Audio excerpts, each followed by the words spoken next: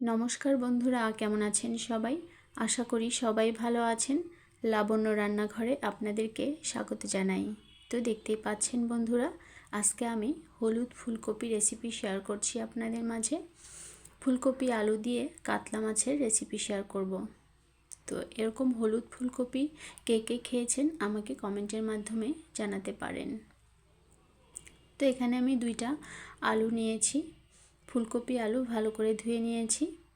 এখন গরম তেলের উপরে দিয়ে ফুলকপি আলুগুলো ভেজে নেব। আর আজকে রান্নাটা আমি সরিষার তেল দিয়েই করছি, তবে আপনারা চাইলে সাদা তেলেও করতে পারেন। ফুলকপি আলুগুলো একসঙ্গে ভেজে নেব। এই হলুদ ফুলকপি দেখতে যেমন সুন্দর, খেতেও কিন্তু অসম্ভব টেস্টি আর পুষ্টিগুণে সমৃদ্ধ। হলুদ ফুলকপি বাজারে খুব কম পাওয়া যায়, সাদা ফুলকপি কিন্তু বেশি দেখা যায়। তো ফুলকপি আলুগুলো ভেজে তুলে নেব।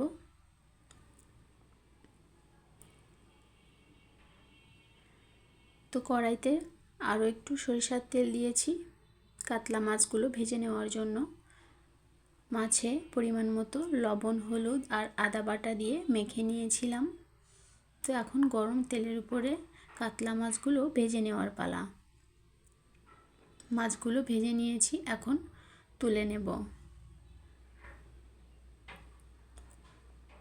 ওই তেলের উপরেই ফোড়নে দিয়ে দেব গোটা জিরা আর তেজপাতা। তো একটু নাড়াচাড়া করে নেব। এখন 1 চামচ পরিমাণ আদা বাটা দিয়ে দেব। আদা বাটা দিয়ে একটু মিশিয়ে নেব যেন আদার কাঁচা গন্ধ চলে যায়। এখন একটা মাঝারি সাইজের টমেটো দিয়ে দিলাম। পরিমাণ মতো হলুদের গুঁড়া, লাল লঙ্কার গুঁড়া আর লবণ দিয়ে দিলাম। মিশিয়ে নেব। সামান্য গরম জল দিয়ে দেব যেন মশলাগুলো পুড়ে না যায়। এখন চুলার আঁচটা কমিয়ে দিয়ে একটু জাল করে নেব। মশলা থেকে তেল ছেড়ে দিয়েছে। এখন আমি ভেজে রাখা ফুলকপি আলুগুলো দিয়ে দেব। এখন খুব ভালোভাবে মিশিয়ে নেব। ফুলকপি আলু দিয়ে মাছের ঝোল এরকমভাবে করলে খেতে কিন্তু খুবই দুর্দান্ত হয়। আপনারাও এভাবে ট্রাই করতে পারেন। তো পরিমাণ মতো গরম জল দিয়েছি ঝোলের জন্য। ঝোলটা ফুটতে শুরু করলেই ঢাকা দিয়ে কিছু সময় রান্না করে নেব। এবার ঢাকাটা খুলে দিয়ে দেব ভেজে রাখা কাতলা মাছগুলা।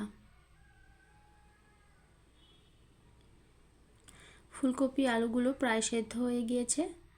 মাছ দেওয়ার পরে দিয়ে দেব কয়েকটা কাঁচা লঙ্কা চেরা। তো এখন একটু মিশিয়ে নেব। চুলার আঁচটা মিডিয়ামে রেখে বেশ কিছু সময় জাল করে নিতে হবে।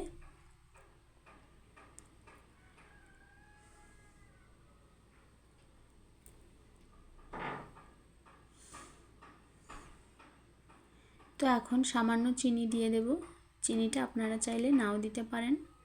আর দিয়ে দিলাম ভেজে রাখা জিরার গুঁড়া। খুব ভালোভাবে মিশিয়ে নেব।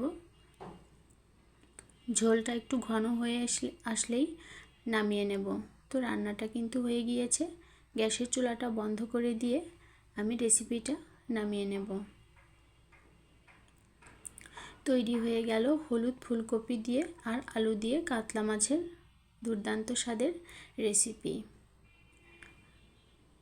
আপনারাও এভাবে ট্রাই করতে পারেন। তো বন্ধুরা, ভিডিওটি যদি ভালো লাগে চাইলে আপনারা আমার চ্যানেলের পাশে থাকতে পারেন। আজকের ভিডিওটি এখানেই শেষ করছি। পরবর্তীতে আবার নতুন ভিডিও নিয়ে আসব। সবাই ভালো থাকবেন, সুস্থ থাকবেন আর আমার ভিডিও দেখার জন্য অসংখ্য ধন্যবাদ।